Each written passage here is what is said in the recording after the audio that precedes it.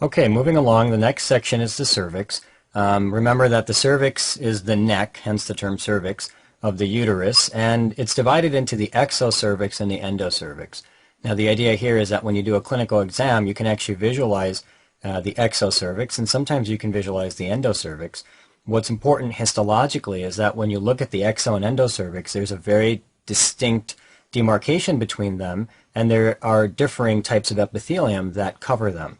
For example, if this is a basement membrane and we're drawing the exocervix and the endocervix, then remember that the exocervix, let's say that's here, the exocervix is lined by squamous epithelium, all right, like that. And so this would be the exocervix. And then the endocervix is lined by columnar epithelium. And the distinction between the exo and the endocervix is so sharp that it's actually a single cell that you can actually sort of make that distinction between. It's very, very clear on histology, and that lends to a very clear demarcation clinically as well. Here's a picture just highlighting that, and just want to show you how sharp this demarcation is. This is the squamous epithelium here, and you can see this basket weaving of keratin that's occurring as we get to the top of the cell, to the top of the epithelium. And so this is the exocervix here. And then you can clearly see that here you've got all these individual columnar cells, and so this represents the endocervix. Now, important to note that this region here that I'm drawing the arrow towards, where that demarcation occurs, that's called the transformation zone. And the whole story of what we're going to discuss in the cervix is a story of what happens at the transformation zone. The only real pathology that we're going to discuss in this section, the sort of the highest yield and really the most important clinically as well, is HPV infection. Now remember in our discussion of the vulva that I told you a lot about HPV. So HPV is characterized by coilocytic change.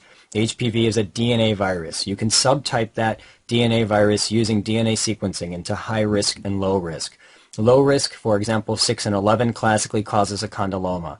High risk, for example, 16, 18, and then 31, 33, and some others would result in dysplasia, and then dysplasia would eventually result in carcinoma. And so that's the basics that you really have to have well embedded in your mind concerning HPV. And that's what I've basically stated here.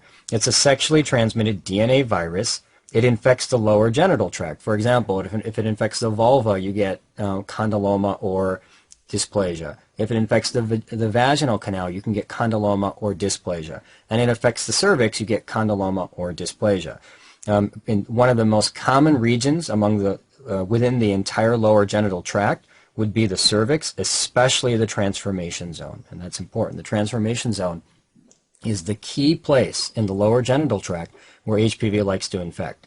Now what's another important interesting thing about HPV is that when we get an HPV infection, if someone were to get an HPV infection, the vast majority of HPV infection is actually cleared by the immune system. Probably about 90% of the time when anyone gets an HPV infection, that's just going to be cleared by the immune system. It's only when persistent infection occurs, which is relatively rare considering the number of infections out there. It's when persistent infection occurs that a risk results for CIN. And so, again, you need persistent infection. Now, I've already mentioned, and I'm just going to repeat here, that the risk of CIN with persistent infection depends on the type of HPV. So, for example, high risks are underlined here and low risks are underlined here. And I've already discussed this, and it's already written in your book as well. What is very high yield, and I cannot emphasize this enough, and students need to be able to take this discussion one step further to this point, and that is, what makes high-risk HPV high risk? What is it about the virus that actually makes it high risk? And the answer is that high-risk HPVs, they produce two proteins, E6 and E7. And what do E6 and E7 do? They knock out P53 and retinoblastoma respectively. So when you have E6 being produced by the HPV virus, the high-risk HPV virus, that then results in the destruction of P53, and you're well aware of the fact that P53 is an important tumor suppressor gene. Remember that P53, its job is to regulate the G1 to S phase in the cell cycle, and it basically looks at the amount of DNA damage that's present in the cell and makes sure that the DNA damage is repaired before the cell goes to S phase. And remember that if there's too much DNA damage, P53 has the ability to induce apoptosis. So basically P53 looks at the cell and says, put your hands up, let me check your DNA.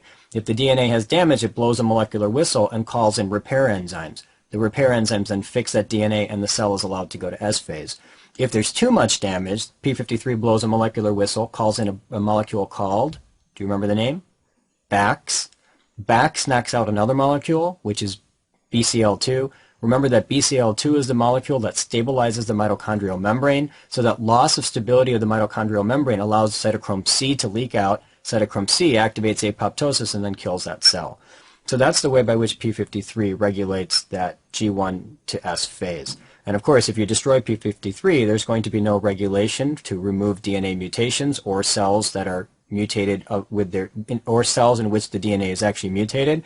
And so therefore, loss of P53 would have a major effect on carcinogenesis. And that's why high-risk HPV can result in dysplasia and then cancer. And E7, what it does is it knocks out retinoblastoma, and you recall that retinoblastoma holds a very important molecule, which is called E2F, and E2F is necessary for progression to the cell cycle. You must phosphorylate retinoblastoma before it will release E2F. If you destroy retinoblastoma, E2F is floating around free, and therefore will be able to be taken up by the cell and moved, or used by the cell to move into the G1S phase. So you need these two essential tumor suppressor genes, and the high-risk HPVs, they knock out both of these key genes. This is a very high-yield discussion for examinations. I cannot emphasize this enough. It shows up all the time. All right, now if a patient were to get persistent high-risk HPV, the risk would be development of CIN, and basically CIN is dysplasia, bad growth, so that you get atypical cells with high NC ratio, increased mitotic activity, nuclear atypia, and coilocytic change because there's an HPV infection, and these cells begin to pile up in the epithelium of the cervix. And based on the extent of these dysplastic cells, we can divide CIN into multiple subtypes. So let's do that here. This is the cervix, okay, and let's pretend that the cervix is made up of 1, 2, 3, 4, 5, 6, 7, 8, 9 cells, just as an example. If the dysplasia involves any one of these first 3 cells, that would be the first 1/3, we would call that CIN1. If the dysplasia progresses and extends beyond that to involve any cells within this middle 2/3, so now, the first 6 cells in that layer, for example, we call that CIN2. If the dysplasia extends up to involve most of that epithelium, then we call that CIN3. And if the dysplasia involves the entire thickness of the epithelium, we call that carcinoma in situ. Okay, key important question. What's the distinction between dysplasia and carcinoma? Why do we make that distinction? Can you remember from the neoplasia lectures? What's the key feature that distinguishes dysplasia from carcinoma? The answer is reversibility. CIN1 has the potential to reverse. CIN2 has a potential to reverse. And CIN3 very, very rarely could potentially reverse. But once you have carcinoma in situ, there is no reversibility. And carcinoma in situ, the next step will be invasion, producing a squamous cell carcinoma, an invasive squamous cell carcinoma. Now remember that CIN1, it reverses about 66% of the time, and CIN2 reverses about 33% of the time, but CIN3 is very unlikely to reverse. So the more you progress in CIN, the less likely you are to reverse back to something less than the level at which you're at. So that's an important understanding that should be in our minds concerning CIN, and that is that we can that we can subclassify the extent of dysplasia. Now here's a classic picture of CIN, and let me take you back a couple pictures and just show you the normal for a minute. So here was a normal, and I'm going to erase that to just show you that this is what the normal squamous epithelium looks like. Notice that the cells become pink as you go towards the top. They become smaller, and their nucleus becomes smaller. Look how tiny that nucleus is, for example, compared to the nucleus there. Now if we go back and look at the picture that I just showed you, look at these cells. They're not becoming pink. They're really dark blue. Whatever's at the bottom looks exactly like what's at the top. So from top to bottom here, we've got dysplastic cells. Now basically if I were to look here, I would say that this is carcinoma in situ at this point here. Maybe if I were to look here and I see a little bit of pinking of the cells and a little bit of maturation, I might call that area CIN3. All right, just to highlight this notion. But the point is, when you look at an area like this, you've got these large blue cells from top to bottom. You're really going to call this carcinoma in situ. So that's what I want to highlight from this image present in your text. Now again, you know that CIN progresses stepwise, so that you go from 1 to 2, then 2 to 3, 3 to CIS, and eventually to invasive carcinoma. But it's not inevitable. As I told you, it may regress. In particular, CIN1 regresses 66% of the time. CIN2 regresses about 33% of the time. And CIN3 is very unlikely to regress, but is very likely to progress to carcinoma in situ. Now, of course, once patients get carcinoma in situ, they'll eventually develop invasive carcinoma, and then we'd call that cervical carcinoma. Now, the invasive carcinoma, the key feature is that it goes through the basement membrane. That's what distinguishes carcinoma in situ from invasive carcinoma. The invasive carcinoma usually arises in these patients in a middle-aged woman. And the idea here is that the HPV infection will occur early in the woman's life, like the age of 20 or 25, and it takes about 25 to 30 years before the patient actually develops a full-blown carcinoma, and that's because it takes time to go through this dysplasia carcinoma sequence. The classic presentation would be vaginal bleeding. The woman would present with either bleeding from the vaginal canal or postcoital bleeding, bleeding after intercourse. Those are two classic presentations for cervical carcinoma.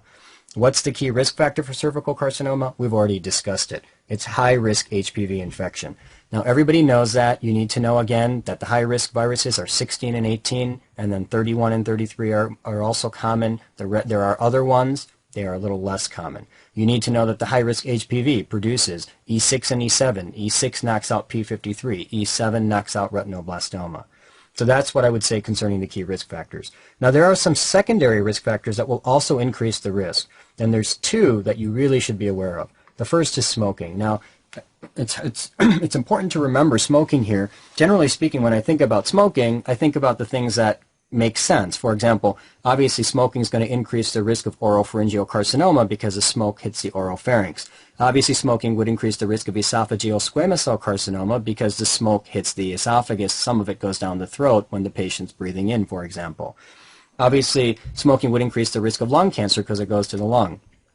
It makes sense that smoking would increase the risk of kidney cancer and urothelial carcinoma because the kidney takes all of those carcinogens that go into the blood and it concentrates it in the urine. And so anything that the urine is going to touch is going to have an increased risk of cancer when a patient smokes. So those all make sense, but there's two that you kind of have to remember beyond those that make sense. One is cervix and the other is pancreas. So an important risk factor for cervical carcinoma is smoking. An important risk factor for pancreatic carcinoma is smoking. So that's what I would like to say about smoking. Now, immunodeficiency is very high yield. Why? Because remember that it's the vast majority of the time we actually use our immune system to destroy the virus. And so the immune system is essential in this disease to remove the essential cause, the initiator of the disease to begin with. And so patients who are immune deficient, they have an increased risk of developing cervical carcinoma. And interestingly, if you were to go and take a list of the AIDS-defining illnesses, remember that there are a series of illnesses that you can use to call a patient who has HIV as now having AIDS, and those are called the AIDS-defining illnesses. One of them on that list is cervical carcinoma. So that if a patient actually develops a cervical carcinoma with HIV, that's a potential AIDS-defining illness. And this is a very high yield point to be aware of.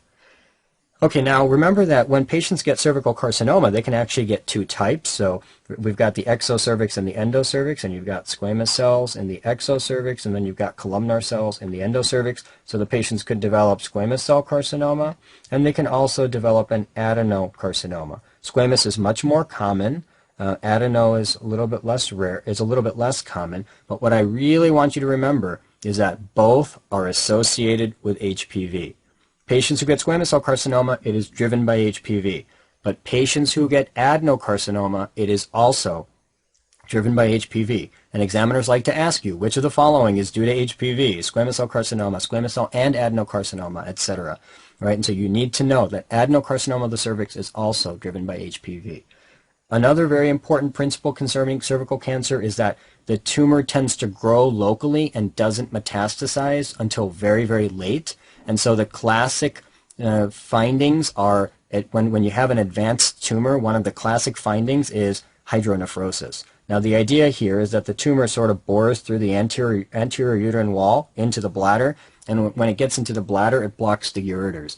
And it's the blocking of the ureters that results then in hydronephrosis with eventual post-renal failure. And the most common cause, or I should say one of the most common causes of death in patients with cervical cancer is post-renal failure and with hydronephrosis.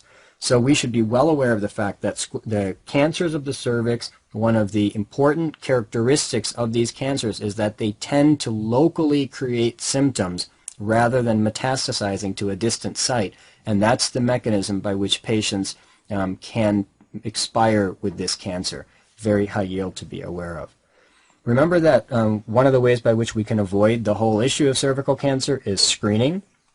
And screening is essential. The goal of screening in the context of cervix is to catch that dysplasia before it becomes cancer. Remember that I told you that patients normally get infected at about the age of 25 or 20, and it takes about 10 to 20 years, in most cases 20 years, before you actually develop that carcinoma. And so we've got this 20-year window where we can actually catch the patients with dysplasia and remove that dysplasia before it becomes cancer. And the way by which we find that dysplasia is called the Pap smear.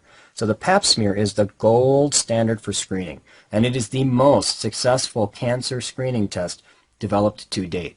Now the idea here is that you take a brush, you go to the transformation zone, and you scrape away the cells using that brush, and then you put them on a slide and you look at those cells under the microscope. And then you look under the microscope, we look for dysplasia. And when we see dysplasia, we see characteristic features of malignant cells. For example, we see cells with dark nuclei and high NC ratios. And this is one of the key screening tests for cervical cancer. All right, so here's a picture of cytology, and this is a picture of a Pap smear. Basically, this is a normal squamous cell, and these are the malignant cells, and you can clearly see that, compare the nuclear size. This nucleus is tiny, this nucleus is huge. This cell has a very low NC ratio with a lot of cytoplasm and a little bit of nucleus. This cell has a very high NC ratio, a lot of nucleus, a very little bit of cytoplasm. Notice that the nucleus looks dark and hyperchromatic. And so, again, these are all the features that we would expect to see in dysplasia. And that's important to bear in mind. Now, when a patient has an abnormal Pap smear, remember that the Pap smear is a screening test, and every screening test in medicine must be confirmed. And so the confirmatory test is called colposcopy, where we basically put in a magnifying glass, introduce a magnifying glass into the vaginal canal, and view the cervix. And when we view the cervix, we can apply acid to the cervix, and we can then detect areas of abnormality and biopsy those. And so when a patient has an abnormal Pap smear, the next step will be biopsy. And biopsy will then be sent to the pathologist, and the pathologist will then determine the extent of dysplastic cells. There are some limitations to the Pap smear, and examiners like to go after those limitations. First of all, if a Pap smear is performed but it's not done at the transformation zone, then the screening would be inadequate. You would not have actually tested the area that you wanted to test, and so that would result in a false negative test. So that's one limitation of the Pap smear. Another limitation of the Pap smear is that it does not detect adenocarcinoma very, very well. Now remember that we have a dysplastic sequence where we had CIN1, CIN2, CIN3, carcinoma in situ, and then invasive squamous cell carcinoma, but that applied to squamous lesions. And adenocarcinoma, it's much more difficult to detect, and it doesn't go through that same sequence, obviously. And so there is a limited efficacy in screening for adenocarcinoma. Now, what's interesting is that despite the Pap smear, all the great things that we have to say about the Pap smear, that all applies to squamous cell carcinoma. And despite the Pap smear, the incidence of adenocarcinoma has not decreased significantly. We're highlighting, again, the general principle that the Pap smear is good for squamous cell carcinoma and its precursor lesions, but is not good for adenocarcinoma or its precursor lesions. The last point that I want to make concerns immunizations. Remember that, number one, immunization is effective in preventing HPV infection. That's the current understanding. The current immunization that we use, or the vaccine, is a quadrivalent vaccine. It covers 4 subtypes. Important to know. You've got to know these 4 subtypes. 6 and 11, they protect against the formation of condyloma. And 16 and 18 protect against the formation of CIN or VAIN or VIN, right? Dysplasia of the lower genital tract, especially CIN. Now 16 and 18 are high-risk subtypes, and they are the most common high-risk subtypes involved in that dysplastic carcinoma sequence. Protection lasts for about 5 years, so you have to re-immunize every 5 years. And remember that the patient still must get pap smears. Why? Why do they still need to get pap smears? The answer is because you're only protecting against 16 and 18. What about 31, 33, and the other less common subtypes that could also result in dysplasia? So we have not eliminated by a vaccine the possibility of dysplasia. Therefore, patients still must undergo pap smear, and that's a high-yield principle to be aware of. So that closes off our section, and we're going to move up the track next and go to endometrium and myometrium.